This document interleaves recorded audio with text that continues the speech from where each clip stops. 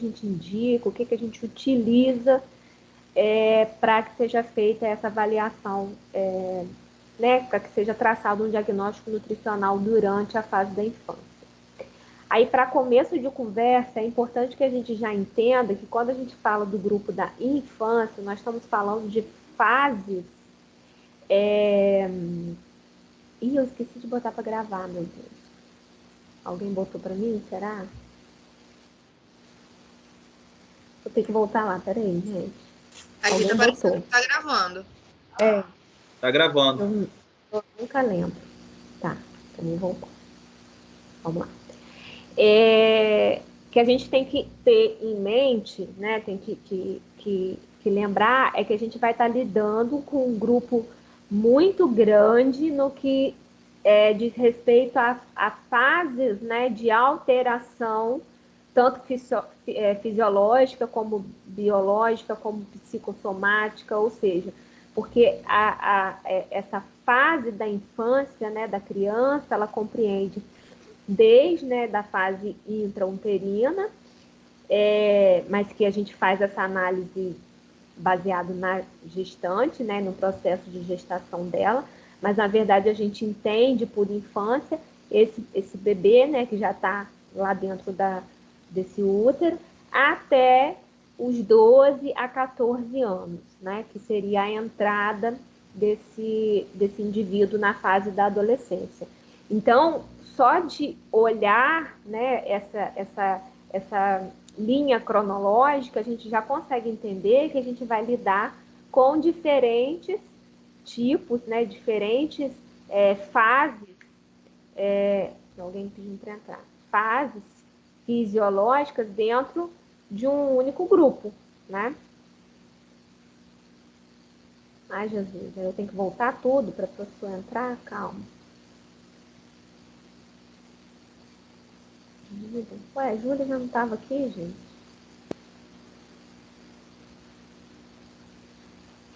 Entrou, Júlia? Entrou.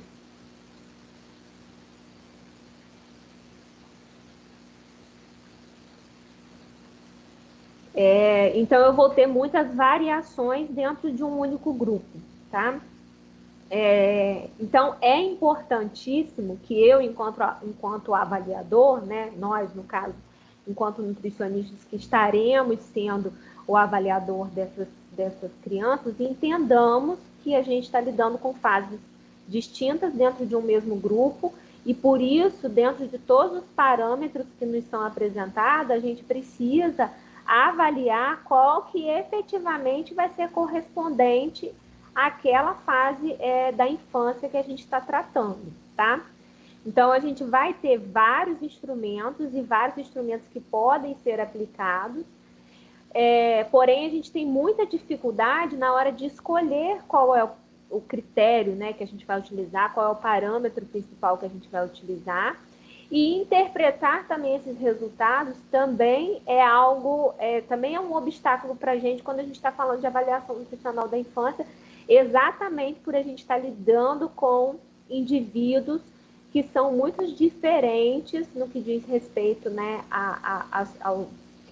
ao indivíduo como um todo, né, de corpo, em alteração psicológica, alteração biológica, porque ele está passando por fases de crescimento distintas, e, obviamente, entendê-lo também enquanto indivíduo inserido no meio social, né, dentro de uma família, dentro de uma realidade socioeconômica. Então, tudo isso precisa ser também levado em consideração quando a gente está avaliando qual critério utilizar e como entender aquele resultado que a gente está encontrando ali naquele critério que a gente escolheu, tá? Então, as principais medidas antropométricas que a gente vai utilizar quando a gente estiver avaliando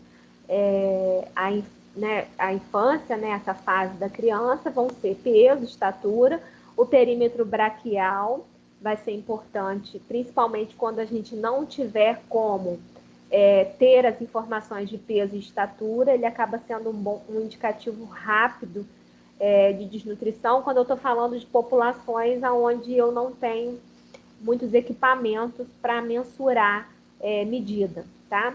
perímetro cefálico e perímetro torácico, que são acompanhamentos de rotina no que diz respeito à pediatria, né, à infância. Circunferência de cintura, embora não seja das medidas mais preconizadas quando a gente fala de avaliação nutricional, hoje ela também tem sido descrita e referenciada em alguns estudos, né, mais recentes como um importante também método indicativo de saúde cardiovascular também para crianças e adolescentes. Então, em algumas situações, também vai ser uma medida importante de ser utilizada. O segmento superior e o segmento inferior, que a gente vai ver mais à frente como que a gente faz essas medidas, e elas vão ser utilizadas combinadas para fechar um resultado que a gente vai fazer uma leitura para poder avaliar essa criança. A envergadura e as principais dobras cutâneas que a gente tem como indicação para medida antropométrica para avaliar criança vão ser a tricipital, a subescapular, a bicipital, a abdominal e a suprailíaca. Obviamente, sendo medidas que a gente tem que avaliar se deve ou não usar, em que momento, quem é essa criança que a gente está avaliando, porque a gente sabe que as dobras acabam sendo mecanismos mais invasivos, né? E que a gente tem que ter muita certeza de que elas realmente vão ser um resultado interessante, importante para a nossa análise nessa criança, tá? O peso a gente já sabe, né? É aquilo que vai expressar toda a dimensão corpórea daquele indivíduo, né? Então, tanto massa orgânica como inorgânica, né? Ali tá tudo, né? Tá tecido, tá músculo, tá célula, tá osso. É um número fechado, onde eu tenho toda a dimensão corpórea daquele indivíduo, ou seja, todo o volume corporal. Eu digitei errado aí o volume, vou corrigir. Então, a gente já sabe que se eu tenho uma criança, por exemplo, onde eu estou investigando o caso de desnutrição, por exemplo, e é uma criança edemaciada, que já apresenta, né, uma perda significativa principalmente de proteínas sanguíneas, né, de músculo, ela vai ser uma criança que já tem edemas presentes nesse corpo, e aí esse edema interfere no meu resultado final, né, no número fechado de peso que eu vou encontrar nessa criança. Então, crianças onde eu já enxergo a presença de edema, nem sempre vai ser interessante usar o peso como uma medida a ser avaliada para fechar diagnóstico, tá? Carol, você está em qual slide? Não sei. Porque para todo mundo que parou no 2. O meu também. 3, 4. Eu achei até que o meu tivesse travado. Estou no 4. Para todo mundo travou no 2, o de Júlia sumiu. Ué, gente. Por que, Deus? Ai, Carol. E agora? Para mim tá igual, continua no 2. É engraçado que a sua seta a gente consegue ver mexendo. Agora mudou aqui. Agora o meu foi pro 3. O meu também. E agora? Continua no 3. 3.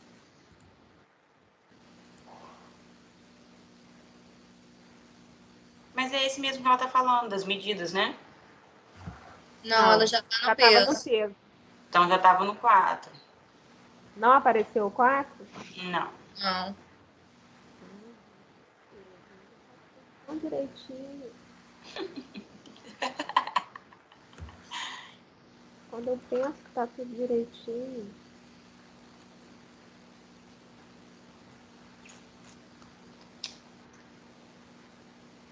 Será que se eu deixar assim? Tá no 3. Foi pro 4 agora. Vê. O meu foi pro 4. Agora pro 5. 5. Então, de repente, eu vou deixar assim. Aí foi pro 3 aí agora. a letra fica menor, né? Mas tá bom. tranquilo? Tá funcionando, tá bom. Tranquilo. Tá no 3. Não é isso? Isso. Isso, então. Aí eram as medidas que eu já tinha falado anteriormente, ok? E aí eu já estava falando aqui do peso, ó. Show. Tudo bem? Já vamos para o 5.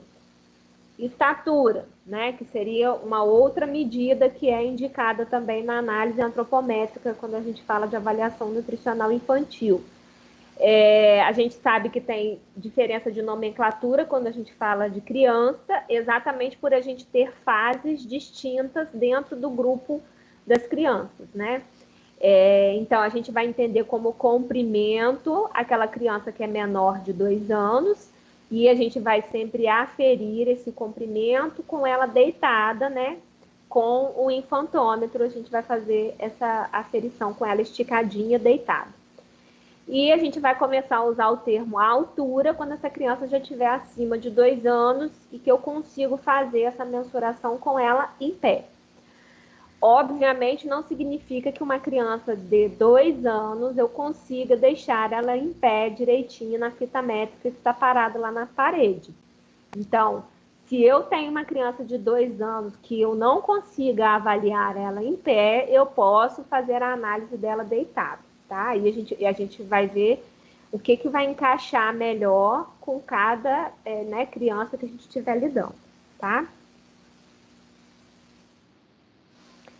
O perímetro braquial, né, que é uma outra medida que também é muito utilizada na avaliação nutricional de crianças, ela acaba sendo uma medida muito recomendada quando eu quero uma avaliação mais rápida. Espera aí, gente, que eu tenho que aceitar alguém aqui que está me chamando. Ai, gente, está apertando, eu não consegui.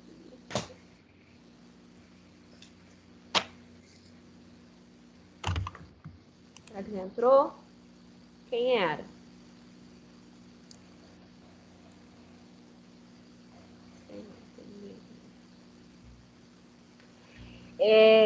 O perímetro braquial acaba sendo uma medida de análise rápida, né, de estado nutricional. Então, para aquelas crianças que eu não consigo a medida de peso e de altura, ela acaba sendo uma boa medida a ser utilizada no processo de análise de diagnóstico nutricional, tá? Ela tem uma indicação para crianças de 1 a 5 anos. Ela é uma das principais medidas que é utilizada quando a gente fala de estudos populacionais ou de profissionais que vão a campo, né? Então, por exemplo, profissionais que têm grupo, né, de controle de fome, né, de pobreza, utilizam muito o perímetro braquial quando eles estão avaliando crianças nessas zonas, né, nesses locais onde eles trabalham essas campanhas, tá? E aí a gente vai analisar, né, o perímetro, e aí a gente tem uma tabela com a idade da criança e qual seria o valor, né, que essa criança deveria ter para aquela idade que ela se apresenta. Se eu encontro um valor diferente, eu posso começar, então, uma investigação se essa criança está num processo de desnutrição ou não, tá? Alguém quer falar alguma coisa? Não.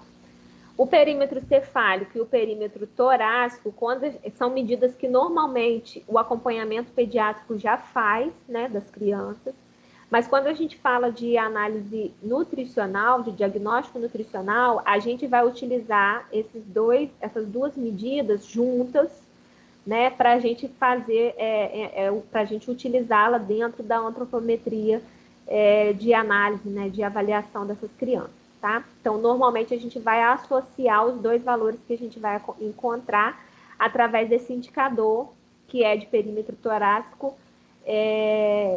por perímetro cefálico, tá? E aí, uma vez que a gente faz a aferição dessas medidas com a fita métrica, né? A gente vai jogar ali na fórmula, e aí se eu, né, do nascimento até os 6 meses de vida, eu preciso encontrar um valor igual a 1. E a partir dos 6 meses até os 5 anos, esse valor tem que ser maior do que 1, tá? Situações que eu encontre esse valor menor do que 1, né, nesse período aí acima de 6 meses até 5 anos, eu acabo tendo um indicativo forte de desnutrição energético-proteica, porque significa que o meu perímetro, né, que é aquele perímetro torácico daquela criança que eu estou avaliando, não está se desenvolvendo adequadamente. E isso normalmente tem relação a uma atrofia muscular. Essa atrofia muscular tem relação direta com uma não construção de musculatura adequada, o que significa, teoricamente, que a ingesta dessa criança não está adequada e que ela está em um risco nutricional de desnutrição, tá? A circunferência de cintura, como eu já havia pontuado lá nos primeiros slides, também é uma das medidas que hoje tem sido indicadas. A análise dela é feita da mesma forma que a gente faz para analisar o resultado quando a gente fala de adultos. Então, ela vai ter uma relação diretamente proporcional com níveis alterados, principalmente de porções de gordura, que vão ter relação direta com o desenvolvimento de doenças cardiovasculares. Então, hoje, a gente tem nas referências, né, de medidas antropométricas a serem utilizadas na infância, também a circunferência de cintura sendo introduzida nessa análise. Porém, a indicação dela vai ser feita para crianças maiores, né? Crianças principalmente maiores e adolescentes. Porque quando eu estou falando de crianças muito pequenas, eu não consigo ter muito essa relação com a circunferência de cintura e aumento de tecido adiposo. Essa criança ela pode ter até um aumento de circunferência de cintura, mas quando eu falo de uma criança de 1, 2, 3, 4 anos com esse aumento, esse aumento raríssimas vezes vai ter relação com o aumento efetivo de tecido adiposo na região abdominal. Esse aumento pode ter relação com várias outras coisas, com verminoses, né, com má funcionamento digestivo, mas não com o acúmulo de gordura da região abdominal, tá? Então, normalmente é indicado para crianças acima de 5, 6 anos a utilização da circunferência de cintura e ela é muito bem aceita quando a gente está falando de adolescentes, tá? E aí, as outras medidas que a gente já tinha pontuado lá no início, segmento superior, segmento inferior e a envergadura, também são medidas que a gente vai aferir, né, que a gente vai ver, mas que a gente vai utilizar como indicadores, né? Então, a gente vai jogar elas em umas proporções, né, em fórmulas, para que a gente encontre um indicador que possa ter, que me dê, né, um resultado com relação a uma possível desnutrição ou a um possível excesso nesse organismo, tá? O segmento superior, ele vai ser mensurado através da altura sentada da criança. Então, a gente vai botar essa criança sentada e aí a gente mede da parte, né, da cadeira que se estende. Essa criança tem que ficar bem encostada, né, na parte de trás da cadeira. E aí a gente mede da parte que se estende da cadeira, né, da polpa aqui da criança, até a parte mais alta da cabeça. Ou seja, a gente está aferindo a parte superior dessa criança, né, o tórax dessa criança até a ponta da cabeça, tá? A parte do tronco, né, dessa criança, na verdade. Que inicia aqui do comecinho da base da cadeira até a parte mais alta da cabeça. Depois a gente faz a análise do segmento inferior, que vai ser a medida dos membros inferiores. Então, a gente pega a medida da junção, aí já com a criança em pé, né? Aqui bem da junção da virilha até o chão. E aí a gente anota esse resultado. Então, a gente já vai ter os dois valores que a gente vai utilizar depois como referências dentro da fórmula para criar um indicativo, né? Um indicador.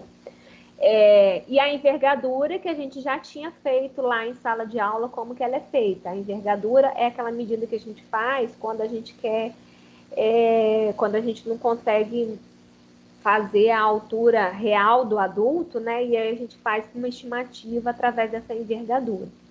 Em crianças, a gente vai usar essa envergadura também combinada com outras medidas para criar um indicador que vai auxiliar no fechamento desse diagnóstico nutricional. Então, é aquela medida de braços abertos, né? Que a gente vai botar a criança paradinha lá na parede, mandar ela abrir os braços, e aí a gente faz a medida dos extremos dos pontos médios, de um ponto médio de uma mão, né, da mão direita, até o ponto médio da mão esquerda.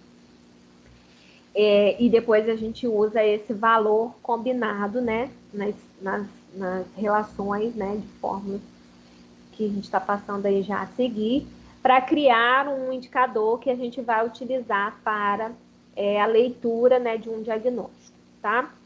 Então, a gente faz a relação entre proporções corporais, que é o segmento superior pelo segmento inferior, e aí os resultados precisam ser esse.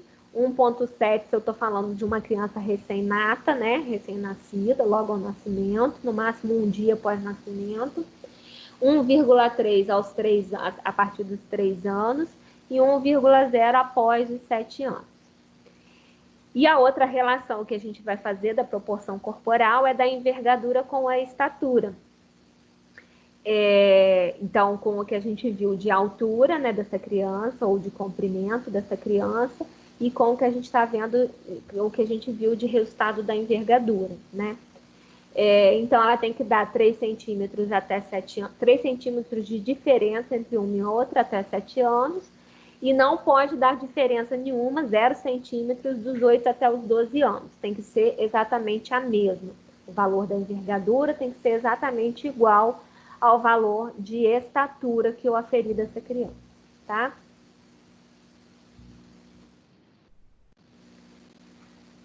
As dobras. Então, as dobras que são mais referenciadas, né, o que a gente mais tem na bibliografia, como sendo indicadas na análise antropométrica da infância, são a tricipital, a subescapular, bicipital, abdominal e suprailíaca. Porém, como eu já havia pontuado quando eu falei delas lá nos primeiros slides, é importante que a gente avalie se as dobras são boas medidas e se elas vão efetivamente me ajudar num diagnóstico nutricional, porque acaba sendo um meio muito mais invasivo, né? É uma aferição muito mais invasiva e que nem toda criança vai receber bem essa aferição. Nessa mensuração. Então, é importante que a gente avalie se realmente vai ser necessária essas medidas para que eu consiga fechar o diagnóstico dessa criança. Se eu analisar, né, se eu avaliar que não são tão necessárias assim, seria uma das medidas que eu deveria descartar dentro da análise antropométrica por conta de serem mais invasivas, tá? E aí, a partir dos resultados que a gente encontra nas dobras, o que a gente vai fazer? A gente vai comparar esses resultados com os percentis que estão disponíveis, né, nas curvas, principalmente da OMS, que são traduzidas aqui para a gente também, para o Brasil, e que é o que a gente utiliza para fazer o acompanhamento de diagnóstico nutricional dessa criança, tá? Então, é só a gente jogar na curva de acordo com o percentil principal, que é o P50, que é o que a gente utiliza como referência, e ver se essa criança está dentro ou não da normalidade, tá? A gente não vai usar dobras, quando a gente fala de criança, para fazer cálculo de percentual de gordura corporal, não. Porque não é isso que é o mais interessante para a gente. O que a gente tem que avaliar é se essa criança está ou não em risco nutricional. Esse risco pode ser tanto com crianças com falta, né, com escassez, ou seja, com desnutrição, ou com crianças com excesso, que também podem estar dentro de um quadro de desnutrição, já que o excesso nem sempre significa uma oferta adequada de nutrientes, tá? Então, é importante que a gente avalie se é realmente interessante utilizar essas dobras. tá? Sempre que a gente fala de análise de resultado, né, quando eu vou ver resultados dentro do grupo das crianças, a gente vai trabalhar basicamente com os parâmetros governamentais, tá? Então, os percentis que já são padronizados, né, pela OMS, os scores, ou seja, as referências que a gente já tem pelas organizações governamentais que já vão fazer isso para cada população, tá?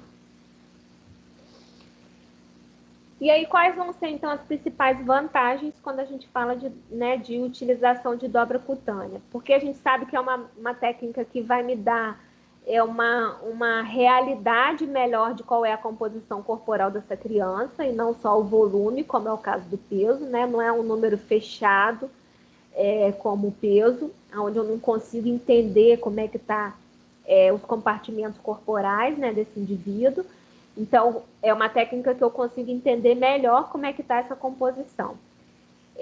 E das técnicas, né, que dizem respeito a visualizar a composição corporal, ela, né, a aferição de dobras cutâneas é a que tem maior acessibilidade econômica, né, porque ter um adipômetro, né, que é o instrumento principal para isso, é bem mais barato do que, por exemplo, ter uma balança de bioimpedância, né? Então, se a gente for botar na balança com relação à acessibilidade econômica, o adipômetro, ele é bem mais barato, então seria um mecanismo economicamente mais interessante de ser utilizado, tá? As desvantagens, porque aferir dobra cutânea é algo que precisa ser muito bem treinado, ou seja, o avaliador tem que saber fazer muito bem. A gente teve a oportunidade de fazer uma aulinha, né, com vocês, vendo como é que faz essa dobra, e eu acho que vocês já conseguiram entender que ela não é uma medida fácil de ser analisada, né? Então, é importante que o avaliador tenha um bom treinamento e saiba realmente fazer essa medição, tá? Também vai apresentar variações na distribuição de tecido adiposo de acordo com idade e sexo. E também a gente tem que lembrar que nós estamos lidando com um grupo muito grande, que vai ter fases cronológicas muito diferentes e que vão influenciar diretamente na composição corporal desses indivíduos. Então, nem sempre usar a dobra vai me dar a realidade daquele organismo. Porque, às vezes, eu estou lidando com uma criança de 2 anos, por exemplo, e que quando eu avalio essa criança com 3, 4 anos, ela já mudou totalmente a compleição corpórea dela, porque o organismo vai mudando as necessidades, visto, né, cada fase que esse indivíduo está passando.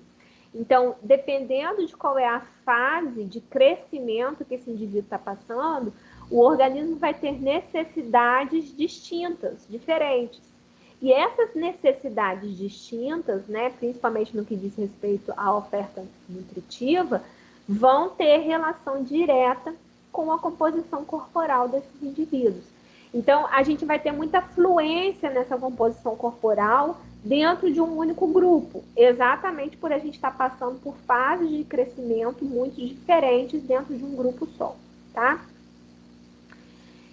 E também outro problema da gente ter, outra desvantagem da utilização da dobra seria a inexistência de um parâmetro de referência que leve em consideração as diferenças étnicas, né? Que é a realidade da nossa população. Nós temos na nossa população muitas outras populações, né? Então a gente não tem uma população única. A nossa raça aqui brasileira não é uma raça única, né? A gente tem muitas misturas. Então, essas misturas, né, raciais, essas misturas étnicas, fizeram com que a gente tivesse muitas diferenças também fisiológicas, orgânicas, corporais. Então, na verdade, era importante que a gente tivesse parâmetros específicos para cada uma dessas distintas etnias, e a gente não tem. Então, essa inexistência de parâmetro também acaba fazendo com que as dobras, principalmente na infância, não sejam medidas tão fiéis, tão interessantes de serem utilizadas, tá?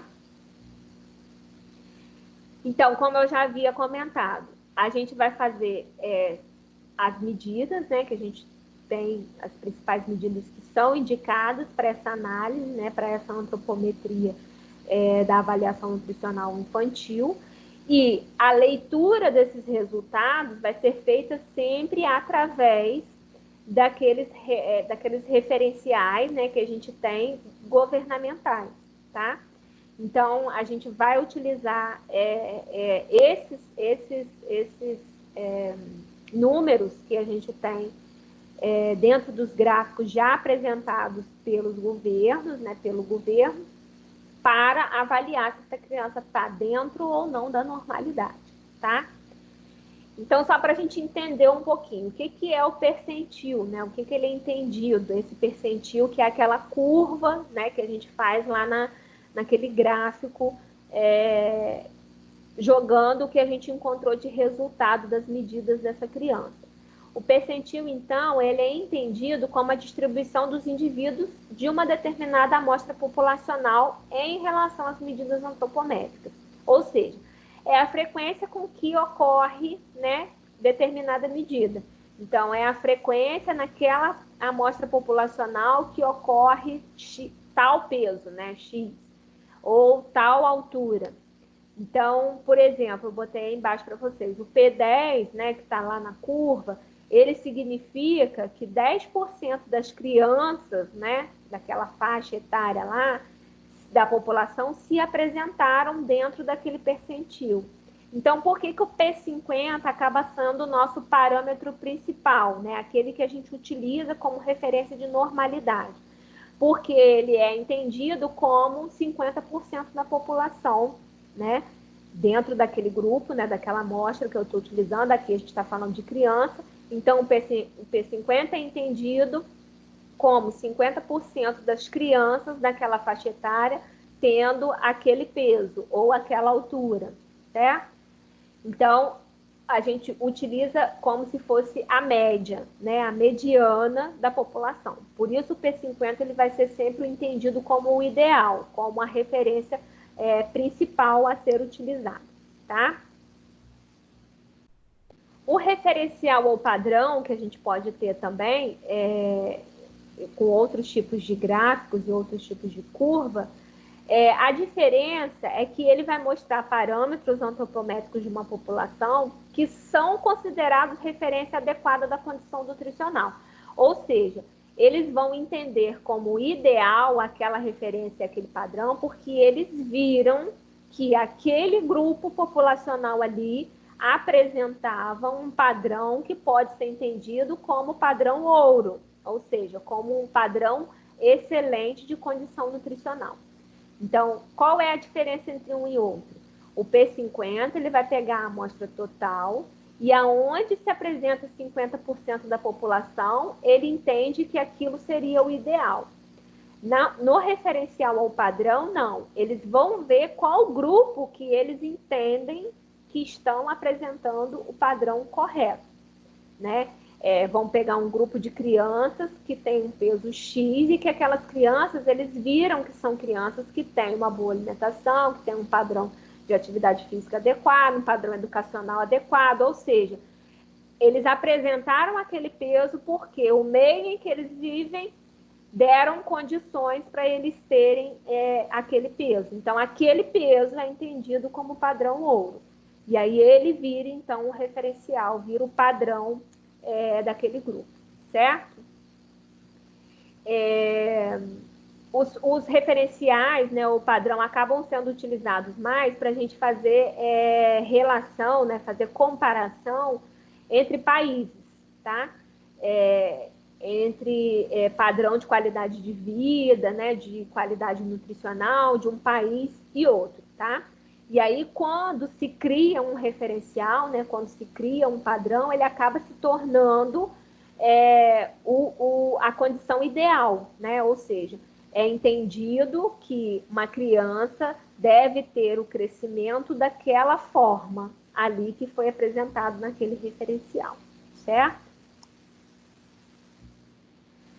Os indicadores também são muito utilizados para que a gente consiga avaliar. Os indicadores a gente já trabalhou com eles quando a gente falou de avaliação nutricional, quando a gente falou de antropometria, lá na introdução, ainda lá na sala, né? Eu já tinha falado sobre indicadores. Nada mais são do que quando a gente faz relação, né? Ou quando a gente faz uma fórmula que cria um resultado que vai me dar a indicação de algo naquele organismo, tá? Então, os principais indicadores que a gente vai utilizar, né, quando a gente fala de infância, vão ser estatura por idade, peso por idade, peso por estatura, a relação cintura-quadril, principalmente para crianças maiores e adolescentes, e o MC também vai ser utilizado em crianças a partir, principalmente, de 5 anos, até, né, a fase de adolescência também, em fase adulta, a gente continua usando também o MC, tá? Então, vão ser os principais indicadores que a gente vai utilizar na avaliação antropométrica infantil. E aí, até 5 anos. Até 5 anos é qual? Não, IMC a gente usa a partir dos 5 anos. E no caso até 5 anos? Tem não, então aí agora eu vou, porque na verdade aqui eu falei geral, né, para análise infantil. Agora eu vou falar sobre os grupos, vou falar de recém-nascido, vou falar e quais seriam os principais utilizados, tá? E aí, esses indicadores, né, essa relação entre duas medidas ou mais que a gente faz, da mesma forma, quando a gente encontra um resultado, a gente também vai jogar lá dentro das curvas, né, dentro dos gráficos de percentil, ou de score Z, ou de referência ao padrão, para a gente encontrar qual é o resultado daquela criança que a gente está avaliando, tá? Aqui eu só botei uma tabelinha rápida de IMC infantil, mas na verdade essa tabela aí já é de um IMC de crianças maiores, tá? E aí está mostrando como que a gente avalia quando a gente está trabalhando com IMC, por exemplo. Então, a faixa verde é o que a gente entende como normalidade. Lá em cima a gente tem a altura, do ladinho aqui a gente tem o peso, então é só a gente encontrar, né, a altura que a gente achou, o peso que a gente achou, encontrar aí aonde que está o IMC dessa criança, tá? Aqui é uma outra tabelinha de IMC, também de crianças a partir de 6 anos, tá? O que a gente entende de normalidade, sobrepeso e obesidade. Aquele manual que eu mandei para vocês em PDF, da Sociedade Brasileira de Pediatria, tem todos esses gráficos, tá? Todas essas curvas, todos esses gráficos de análise, já para vocês terem como material mesmo de consulta para vocês, tá? Então, aí, ó, como eu já havia, né, falado antes, a gente agora vai passar por dentro das fases que a gente tem dentro da infância, tá? Que são muitas, que são distintas, né? Mas que a gente tenta fechar, assim, mais ou menos o que a gente deveria avaliar dentro de cada fase de crescimento na infância, tá? Então, quando a gente fala de recém-nascido, o mais importante primeiro é que a gente entenda quem é esse recém-nascido. Entender quem é esse recém-nascido é verificar qual é a idade gestacional dele, ou seja, como que ele nasceu. Se ele nasceu no tempo certo, se ele nasceu antes do tempo ou se ele nasceu depois do tempo, tá? Então, a gente vai primeiro entender se ele é um recém-nascido pré-termo, termo ou pós-termo, tá? Isso vai fazer toda a diferença quando a gente for jogar os resultados que a gente encontrar lá dentro das curvas e dentro dos gráficos. Por quê? Porque aquele bebê que saiu, por exemplo, antes da hora, eu tenho que considerar o tempo que ele deveria ter ficado ainda dentro da fase uterina. Que por algum motivo ele não pôde ficar, mas eu tenho que entender que aquela fase uterina que ele deveria ter passado e ele não passou, foi uma fase que faltou algum tipo de desenvolvimento adequado. Então, eu tenho que levar ele em consideração. Então, quando eu jogo na fórmula, quando a gente fala de recém-nascido pré-termo, quando eu jogo na curva, eu tenho que botar, na verdade, o tempo que ele deveria ter passado também no útero e não passou, tá? E aí, a partir da análise do peso ao nascer que eu vou ter desse recém-nato, né, desse recém-nascido, eu vou jogar ele lá na curva e vou ver se ele tiver menor do que o P10, né, na curva dos percentis, ele é um recém-nascido pequeno para a idade gestacional. Se ele ficar entre o P10 e o P90, dentro da escala, né, da curva de percentil, ele está adequado para a idade gestacional. Se ele passar do P90, for maior que o percentil 90, ele está grande para a idade gestacional, tá? Então, primeiro de tudo, eu vou analisar se aquele recém-nato está dentro de um nascimento adequado e se ele teve um peso adequado ao nascer, né? Logo ao nascimento, tá? Isso vai fazer toda a diferença para o meu diagnóstico e para traçar as minhas metas com esse recém-nascido, né? Com esse bebê, no acompanhamento nutricional desse bebê, tá? A gente usa duas principais classificações também, quando a gente fala de recém-nascido. A classificação de Puffer e Serrano, que é uma classificação bem antiga, mas que ainda é utilizada. Então, se esse bebê nasce com menos de 2,5 kg, eu entendo ele como baixo peso. Se ele nasce entre 2,5 kg e 2,990 kg, ele tem um peso insuficiente. Agora, se ele apresenta um peso maior ou igual a 3 quilos, aí eu entendo que ele tem um peso adequado, tá? Isso aí é uma classificação mais rápida, né? Quando eu não consigo saber muito bem nem idade gestacional, nem entender quem é esse bebê. Eu só sei qual foi o peso do nascimento dele, por exemplo, tá? E o índice de Horer, que é essa fórmula que está aí embaixo. Aí só chama a atenção de vocês ali na fórmula, que é peso dividido por estatura ao cubo, tá? Que aquele 3 ficou embaixo ali. Não soube botar ele no lugar de jeito nenhum. Vezes 100, tá?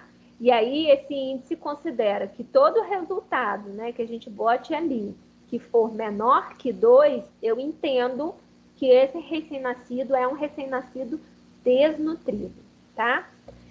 É importante a gente entender que quando eu falo de recém-nascido, eu estou falando do recém-nato imediato, tá, gente? Então, é aquele recém-nascido que eu estou avaliando ali, logo após o nascimento, no máximo um dia após, tá?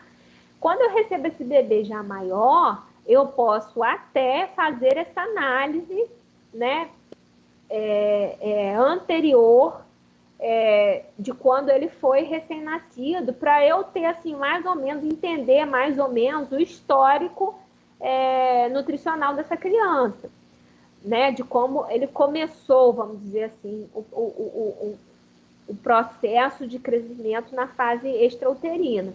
Mas eu só vou me preocupar a classificar esse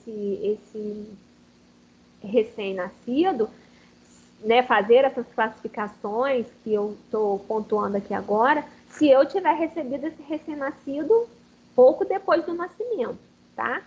Se eu já recebo um bebê, né, já com 6 meses, que é a normalidade, né? Normalmente a gente vai receber um bebê já a partir dos 6 meses, que é quando inicia a introdução alimentar. Então, normalmente essa criança só vai vir para a gente quando vem, né? Quando o pediatra orienta a vir, a partir dos 6 meses, tá? Aí, a partir dos 6 meses, eu já estou avaliando um bebê, tá? Não estou avaliando mais um recém-nascido, já estou avaliando a primeira infância, tá? Recém-nascido, obviamente, a gente não vai ter técnica nenhuma invasiva, né, de aferição nenhuma.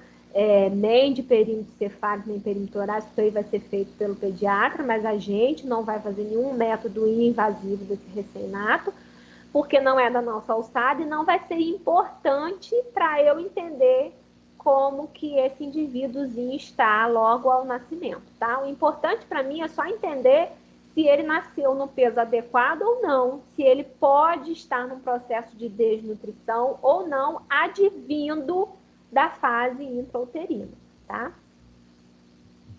E aí, então, lactente. Aí, lactente já é aquele bebê que eu vou receber, né, lá a partir de 1 mês de vida, né? A gente bota 0 aí, mas é porque, assim, a gente entende como recém-nato só aquele bebê no nascimento ou um dia após o nascimento. A partir daí, ele já é entendido como lactente, né? Porque ele já começou a se alimentar, né? Ele já começou a ser um indivíduo real aqui, né? Da fase extrauterina. Então, quando eu estou falando de lactente, a nossa principal avaliação vai ser com relação ao peso, tá? Então, o que a gente vai estar o tempo todo monitorando é se a curva de ganho de peso desse bebê está adequada ou não. Porque acaba sendo a medida mais fiel e menos invasiva que a gente pode utilizar quando a gente está falando de um serzinho tão pequeno, tá? Então, em lactentes, basicamente o que a gente vai estar avaliando o tempo todo, consulta após consulta, é se ele está tendo um ganho de peso adequado, tá?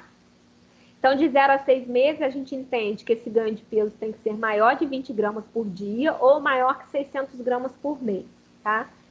E a partir do 6º mês, esse ganho tem que ser maior do que 15 gramas por dia ou maior do que 400 gramas por mês, tá? Aí a gente tem, eu botei aqui no canto uma tabelinha, mas acho que a leitura dela não ficou muito boa. Só de uma análise de como que a gente vai avaliar como é que está a curva de ganho de peso desse bebê, tá? Então, porque a gente vai, né, fazer uma ficha de acompanhamento. Então, eu vou vendo todo mês, né, se ele está ganhando o peso adequado ou não. Então, essa curva, né, basicamente, ela tem que ser uma curva ascendente, onde a velocidade do ganho de peso está realmente adequada, ou seja, está sendo o esperado, né? Ele está ganhando dentro daquele padrão esperado, tá? E aí, o que a gente vai ter que estar sempre atento? Avaliar se essa curva não está ficando descendente, né? Se ele não está não tendo ganho de peso, ou pior, perdendo peso no momento onde essa velocidade de ganho de peso deveria ser maior, tá? A gente entende que lactentes, essa primeira infância, essa velocidade de ganho de peso, ela precisa ser acentuada, ela precisa ser um crescimento efetivo, tá? Porque, na verdade, esse bebê, né, esse lactente, essa primeira infância, ele é a fase que a gente entende como fase extrauterina de maior crescimento e de crescimento mais rápido, né? Pensando no simples, né? Se a gente pensar no simples, sem entender de nada, né? De biologia, né? De fisiologia, nem de nada, eu entendo que é um indivíduozinho, um serzinho, que saiu, né? Do nada, aquela coisinha que ficava ali, deitada, que nem se mexia direito, e que vai até o final dessa fase, né? Conseguir se expressar, andar, falar, comer, né? Então, é uma fase onde o crescimento é muito exacerbado, num curto período de tempo, que nós estamos falando, a gente tende como primeira infância até os 2 anos, mas a gente tem essa fase acelerada de crescimento e crescimento rápido, né? E um crescimento alto de várias potências orgânicas, né? Num curtíssimo período de tempo, que a gente entende que isso acontece em 1 ano, né? Então, era um indivíduozinho que não tinha nem expressão corporal e que em 1 ano vai ser capaz de se comunicar, de falar e de andar, né? Então, é uma fase onde esse crescimento, principalmente crescimento neurológico, né, acontece muito grande e numa fase muito curta, certo? Então, esse ganho de peso, ele precisa ser acompanhado de maneira fiel, Porque se eu avalio que esse bebê está tendo perda de peso, se essa curva dele está descendente, isso vai ter uma séria relação com o desenvolvimento cognitivo neurológico desse indivíduo, numa fase onde isso não pode acontecer, porque é uma fase onde esse crescimento neurológico tem que ser real, ele tem que acontecer, tá? E as outras medidas que a gente vai avaliar em lactente são comprimento e perímetro cefálico, tá? A gente pode também fazer a análise do perímetro torácico e utilizar, né, para fazer aquele comparativo entre perímetro cefálico e perímetro torácico. Mas por que que a gente se preocupa tanto com a análise de perímetro cefálico nessa fase? Exatamente pelo que eu pontuei logo agora, né? É uma fase de crescimento neurológico muito grande. Então, esse crescimento cranial precisa ser efetivo e dentro dos padrões corretos, porque senão significa que neurologicamente essa criança não está se desenvolvendo adequadamente, tá? E aí isso aí é um sinal de alerta, né? Não só para nós, profissionais de nutrição, mas para todos os profissionais que circundam essa fase, né? Os pediatras, os pais, todos que estão envolvidos nessa fase de desenvolvimento neurológico grande, né? Exponencial, tá bom? Aí, quando eu entro, então, em crianças a partir de 1 ano, né? E aí de 1 ano até 12 anos, o que a gente vai avaliar? Todas as medidas antropométricas de peso, comprimento, os 2 perímetros, né? Tanto cefálico como torácico. E aí, o que a gente vai usar como parâmetro principal para fechamento de diagnóstico? Os percentuais que são avaliados a partir dos indicadores, tá? Então, quais são os principais indicadores que a gente vai utilizar? Peso por idade, peso por estatura e estatura por idade. Esses 3 indicadores a gente vai ter que acompanhar consulta a consulta em todas as crianças a partir de 1 ano, tá? De 1 a 2 anos, né? Porque às vezes uma criança de 1 ano a gente não consegue fazer tudo. Mas 2 anos, principalmente, é muito importante, tá? Então, esses indicadores a gente vai ter, vão ser importantíssimos que eu tenha esse acompanhamento desses indicadores nessa faixa etária, né? Dentro dessa fase aí até os 12 anos, que seria o que a gente entende como início da adolescência, tá? E aí, a partir desses percentuais, eu vou entender qual é a adequação desses indicadores, né? Se está adequado ou não, fazendo uma relação com o P50, que é o que a gente entende, né? Que seria o ideal, né? Que é a mediana da população, tá? Então, eu dei um exemplo aí embaixo, né? A gente vai aferir lá a estatura, a gente vai ver a idade, né, desse indivíduo. E aí a gente vai fazer, então, a relação, né, de estatura por idade. Então, eu boto lá a estatura que eu observei, vou dividir pela estatura encontrada lá no P50, na curva, né, de estatura por idade, multiplicar por 100 e aí eu vou achar um percentual. Esse percentual eu vou jogar lá na tabelinha e ver lá dentro de qual percentual que essa criança se encontra. Se está dentro da normalidade, se está abaixo ou se está acima. Tem alguém entrando aí. Daniela.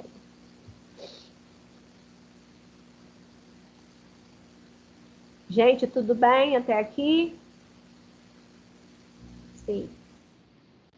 Bom. O Score Z a gente também vai utilizar bastante. Ele é um outro referencial que também pode ser utilizado dentro da análise, né, da leitura dos resultados das medidas que a gente vai aferir nessa fase, né, de 1 a 12 anos, tá? O Score Z, ela é a medida de quanto o indivíduo se afasta ou se aproxima da mediana. São os desvios padrão. Isso aí é matemática. Tá? Puxem aí na mente que a gente estudou desvio padrão lá na matemática, lá no 2º grau, tá? Para o cálculo dessas scores Z, né, para o cálculo desse desvio padrão, a gente vai usar os mesmos indicadores.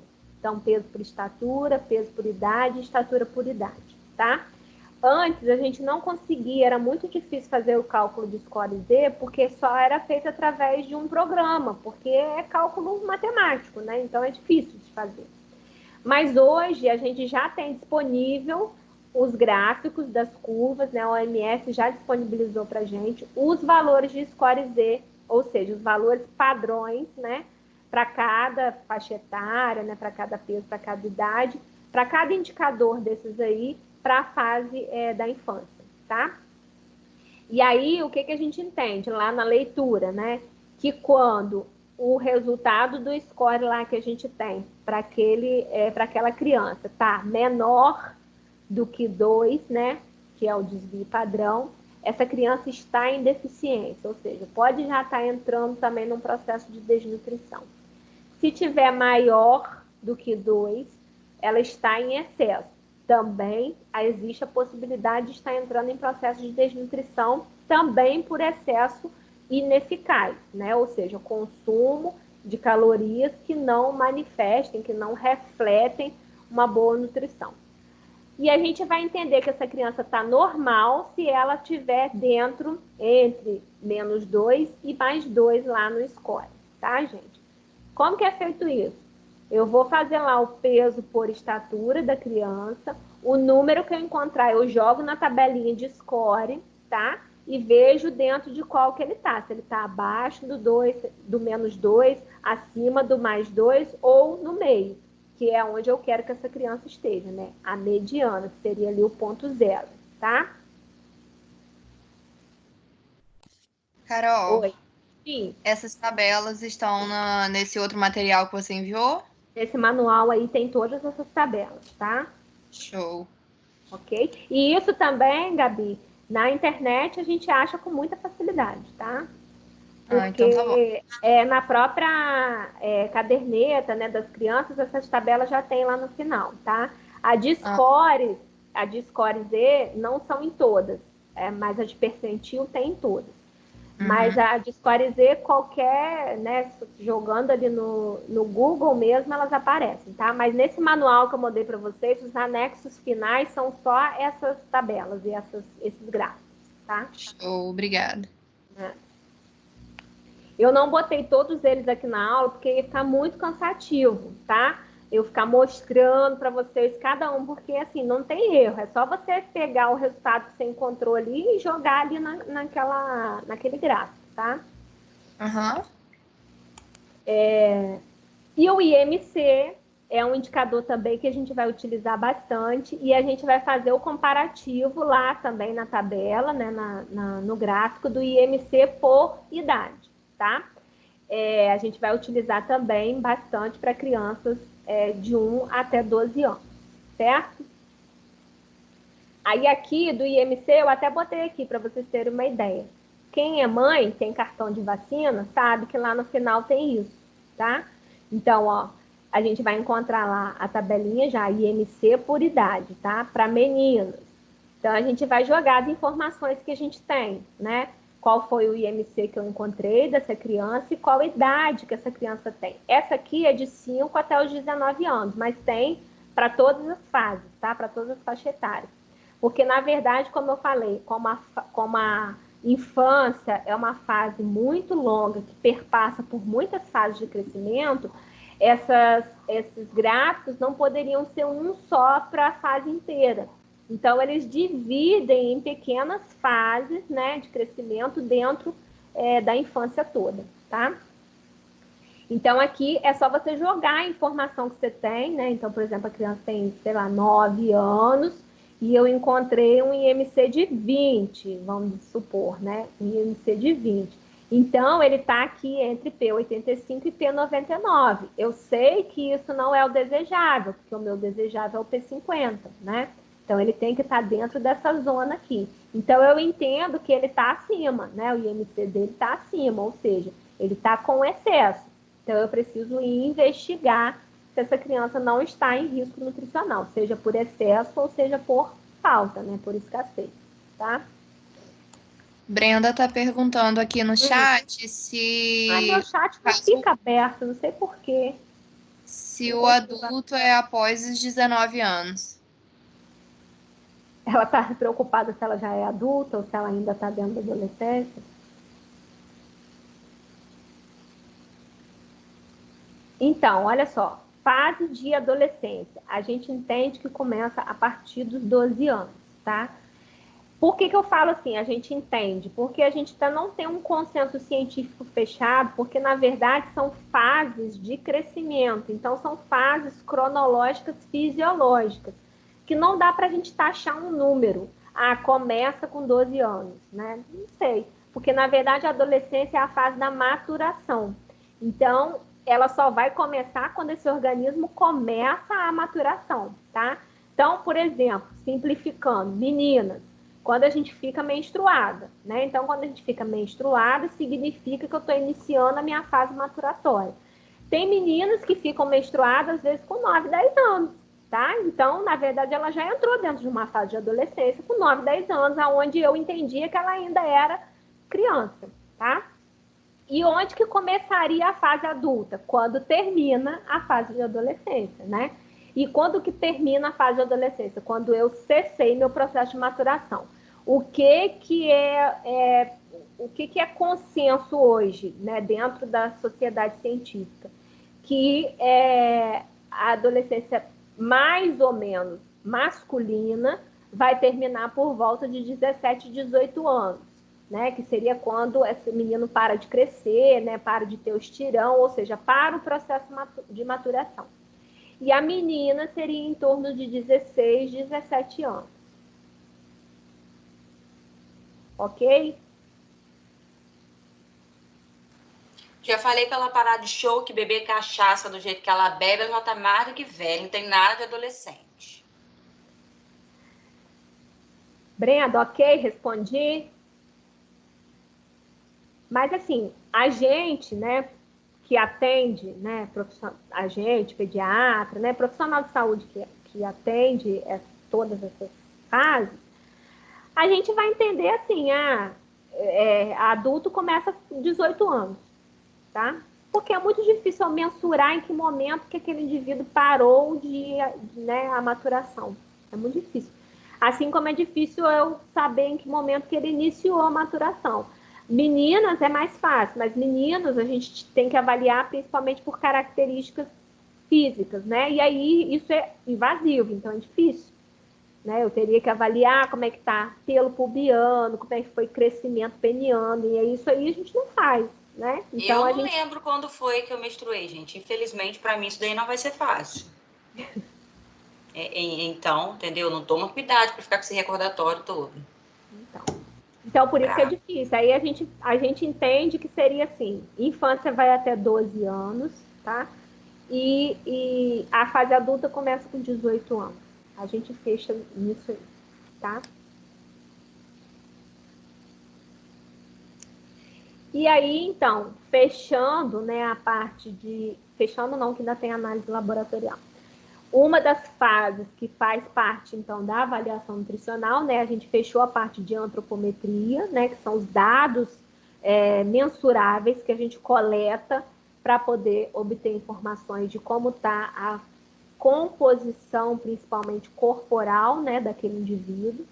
A gente entra na parte de anamnese alimentar, né? Aquela parte onde eu vou tentar entender um pouco qual é a realidade alimentar daquele indivíduo, né?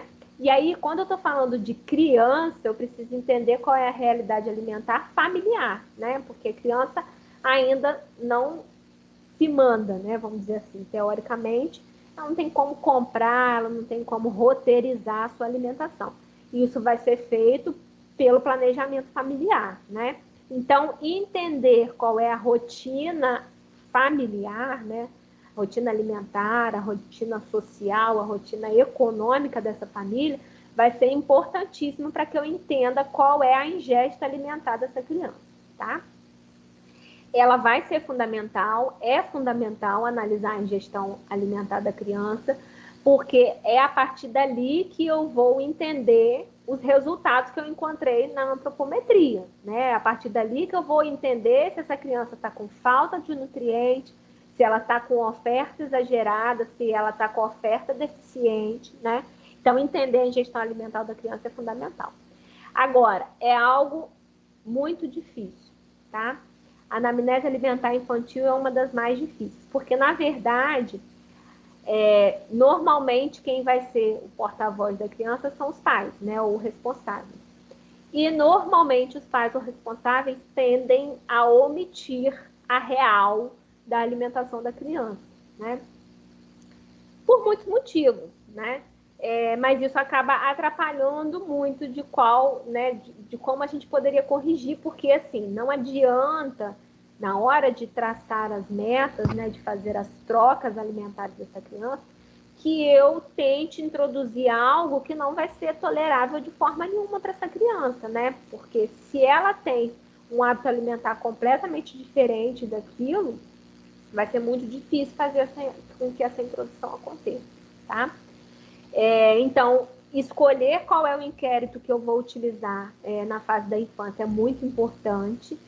Essa escolha, ela tem uma relação direta com a idade da criança que eu estou trabalhando, né? Com qual é o objetivo da minha avaliação, ou seja, o que eu quero encontrar ali, né? O que eu quero investigar ali naquela criança, naquela família, tá? A partir desse inquérito, eu vou entender também um pouco das condições socioeconômicas e a disponibilidade do tempo, né, da família, dessa criança ali, dos responsáveis, também vai ser um dos entendimentos que eu preciso ter para saber qual inquérito que eu vou indicar para conhecer o hábito dessa criança, tá? Então, normalmente, o que a gente tem de consenso? Mas isso vai ser muito do nosso olhar como avaliador frente àquela criança e àquela família, tá? Mas o que a gente tem atualmente de consenso? Quando eu estou falando de lactente, né, então, abaixo de 6 meses, em aleitamento materno exclusivo, o que vai ser importante que eu saiba de informação dessa mãe, né, desse pai, desse responsável? Qual é o número de mamadas ao dia que essa criança está fazendo? Qual é a quantidade de fralda molhada que ela tem por dia, ou seja, de urina, né? Quais são o número de evacuações que essa criança tem e como é que está o ganho de peso dela, certo? Então, basicamente, sabendo disso, eu consigo fechar um diagnóstico nutricional dessa criança, tá? Então, o que seria indicado para essa mãe, né, como inquérito, já que eu só preciso entender isso aí? O recordatório 24 horas, né, é interessante, ou o dia ou diário alimentar habitual também vai me dar qual é a realidade. Porque, na verdade, de alimentação, ela só precisa me dizer quantas mamadas essa criança teve por dia. Ah, então isso seria muito fácil. Não, não é fácil. Entender o hábito alimentar de um lactente em aleitamento exclusivo é difícil. Por quê? A gente está lidando com uma fase onde a nossa orientação é que seja livre demanda. O que significa isso? A mamada vai ser a hora que a criança quiser. E aí, livre demanda, na maioria das vezes, impede rotina. E aí, esse impedimento de rotina, às vezes, faz com que a mãe não saiba quantas mamadas a criança teve por dia. Porque, como é a cargo da vontade da criança, às vezes a mãe não contou, não soube, não sabe quantas mamadas essa criança teve por dia. A gente tem até alguns cálculos que já ficaram defasados e ultrapassados para entender mais ou menos qual é o volume que essa criança mamou ao longo do dia, quando eu estou falando de aleitamento, né, materno, sem ser o aleitamento artificial, né? Quando é aleitamento artificial, é muito mais fácil, né? Não é o indicado, mas é muito mais fácil, porque eu sei quantas mamadeiras eu dei, né? Agora, quando eu estou falando de aleitamento materno, né, da mama direto, é mais difícil contar quantas vezes foram aquilo, e é muito difícil entender qual é o volume que essa criança está mamando, tá? Então, o que vai ser importante? Eu saber se ela está com urina e evacuação adequada, para ver se o funcionamento digestivo dela está ok, e se o ganho de peso está ok, porque significa que ela está tendo uma absorção, uma digestão adequada, aí tudo bem. Se ela está ganhando peso, então significa, assim, teoricamente, que está tudo ok, tá? Até os 7 anos, aí passando de lactente, né, aquela criança até os 7 anos de idade, os dados normalmente vão ser fornecidos pela mãe ou pelo responsável, né? E aí, quais são os principais inquéritos que a gente pode indicar? O recordatório 24 horas, o dia alimentar ou o registro alimentar. O registro alimentar é um dos mais interessantes quando a gente fala de criança, tá? Fazer aqueles 3 dias, né? 2 dias da semana, um dia de final de semana, ou enfim, 4 dias. Mas isso aí depende muito da disponibilidade da mãe ou do responsável a fazer isso. Então, na maioria das vezes, o máximo que a gente vai conseguir é um recordatório 24 horas, tá? A partir dos 7 anos até a adolescência, aí a gente já pode fazer o inquérito direto com a criança. E aí é muito melhor, tá? E o ideal é que a gente consiga fazer esse inquérito sem a presença da mãe ou do responsável, para que ele fale a realidade da alimentação dele, tá? E aí a gente pode fazer recordatório 24 horas, registro ou questionário de frequência alimentar. Na verdade, quando a gente fala de criança, né, a partir dos 7 anos, o questionário de frequência alimentar seria um dos melhores inquéritos. Porque, na verdade, o que a gente quer ver é quais são os principais consumos dessa criança, né? E aí, pelo questionário de frequência alimentar, eu posso botar quais são os alimentos que eu quero entender se ele consome ou não e com qual frequência. E aí fica muito mais fácil que eu consiga esse diálogo com ele. Até porque, às vezes, quando a gente pede um recordatório 24 horas ou um registro, a criança ela não consegue mensurar muito bem a medida, né? Quanto que ela comeu, tá? Então, às vezes, o questionário de frequência ele acaba sendo um inquérito mais fácil de ser utilizado e que tem um reflexo da realidade mais real, tá?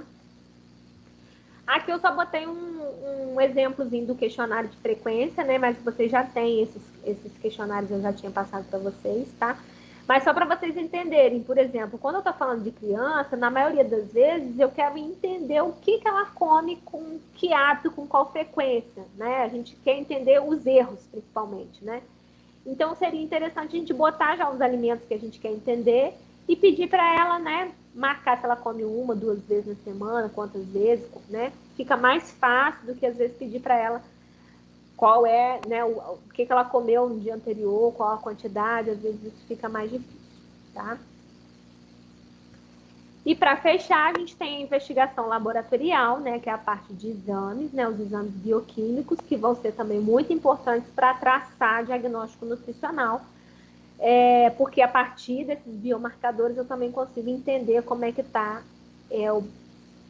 a formação, né, corporal dessa criança e a formação orgânica, principalmente, se ela está adequada ou não. E se metabolicamente essa criança está equilibrada, tá? Os parâmetros laboratoriais mais úteis, né, e os que são mais fáceis e mais acessíveis de serem utilizados na assistência nutricional vão ser hemograma, colesterol total e frações, triglicerídeos, hemoglobina glicosilada ou hemoglobina glicada e a glicemia de jejum. São os principais exames que a gente vai pedir para aquela criança que a gente ainda não conhece, né? Aquele início. Reflexo de glicemia e a hemoglobina glicada, né? Ver qual é o panorama do funcionamento de glicose de criança é muito importante logo de cara, na primeira consulta.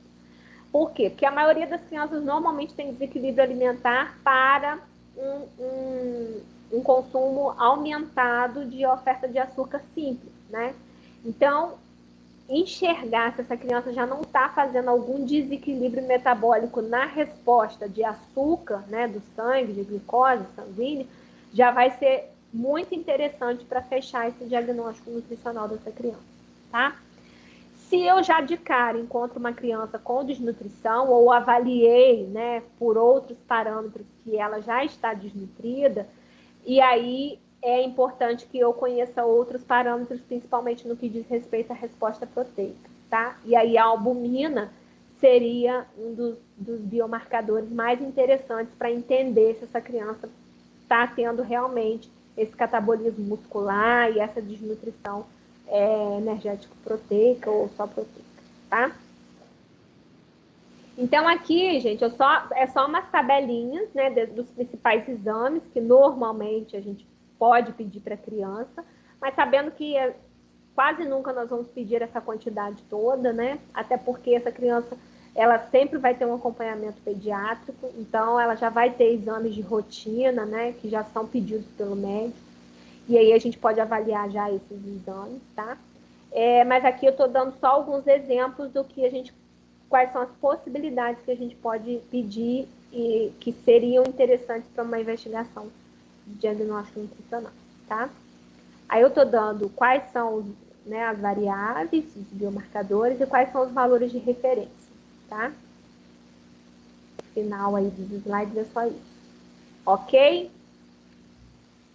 Chegamos ao fim. Ok, senhora Carol. Sim, senhora. Tudo bem? Alguma dúvida? Só na hora da prova. Só na hora da Pessoal, consulta. tudo bem? Tudo tranquilo? Ficou algo pendente? Aqui tranquilo também. Tranquilo? Então tá. A atividade já tá lá no WhatsApp. O combinado é o mesmo, tá? Próxima quarta-feira. Por favor, vamos ser responsáveis. Já tô até fazendo aqui de uma vez, sabe? Tá? Vamos entregar a atividade dentro do prazo, né? Porque a gente já está passando por dias difíceis. Então, vamos tentar pelo menos ter o compromisso com o que dá para ter com essas atividades, para que elas cheguem na hora certa, porque vocês estão sendo avaliados também por essas atividades, tá bom? Então, até quarta-feira que vem, vocês têm que me enviar as atividades. Certo? No mais, fique em casa se puder, né? O máximo possível, para a gente tentar sair dessa o mais rápido possível. É para mandar para o mesmo e-mail sempre, né? O mesmo de sempre, tá? O meu corporativo mesmo, lá da faculdade. Certo? Show. Ok, pessoal? Boa noite. Ok. Então tá. Beijos, boa noite, fiquem com Deus. Tchau, tchau. Tchau.